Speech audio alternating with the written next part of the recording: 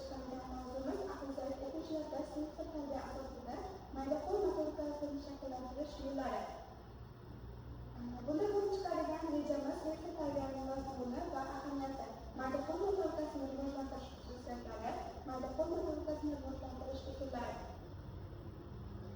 O'zi sinf tarbiya nima? Sinf tarbiya bu bolalarda sezgi organlari orqali atrof-muhitni to'g'ri va to'g'ri idrok etish, shakllantirish jarayonidir. U ko'rish, eshitish, his bilish, tan bilish va ayniqsa sezgi tarkiblari orqali amalga oshiriladi. Aqlzalik o'quvchilarda bu sezgi jarayonlari yetarli darajada rivojlanmagan bo'ladi. Natijada ular predmetlarning rangini, shaklini, hajmini va tuzilishlarini fahmlay olmaydi. Bu jarayonda bolalarning asosiy jihatlari, ularning o'yin va boshqa bir shakllari ko'rsatib o'tilgan. Sinf tarbiya orqali bolalarda quyidagi ko'nikmalar rivojlanadi. Ranglarni ajratish, shakllarni farqlash, katta, kichik, uzun va qisqa kabi tushunchalarni aniqlash, predmetlarni ushlab ko'rish, ularning xususiyatlarini aniqlash. Sinf tarbiya bu bolalarda sezgi organlar orqali atrof-muhitni ko'rish, eshitish, his bilish, tan bilish, ayniqsa tegilish, fe'li taklif orqali amalga oshiriladi. Aqlzalik o'quvchilarda sezgi jarayonlar xususiy rivojlanmasligi sababli ular shaklni, hajmni va boshqa belgilarni farqlashda qiynaladi.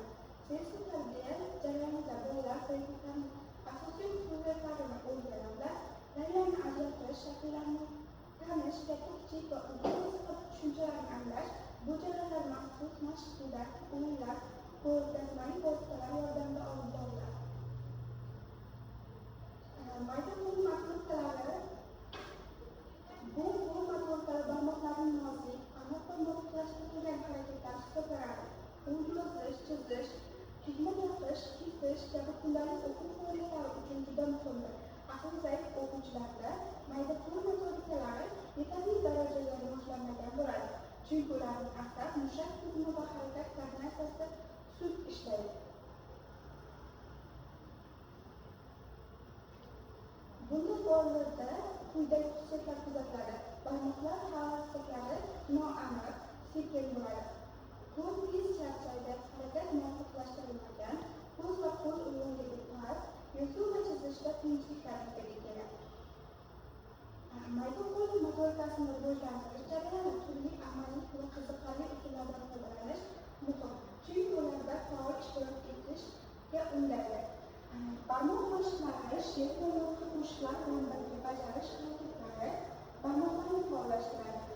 Bundan tashqari, didaktik o'yinlar, mozaika, konstruktor, puzzle yozish orqali guruh harakatlari rivojlanadi. Shu bilan bu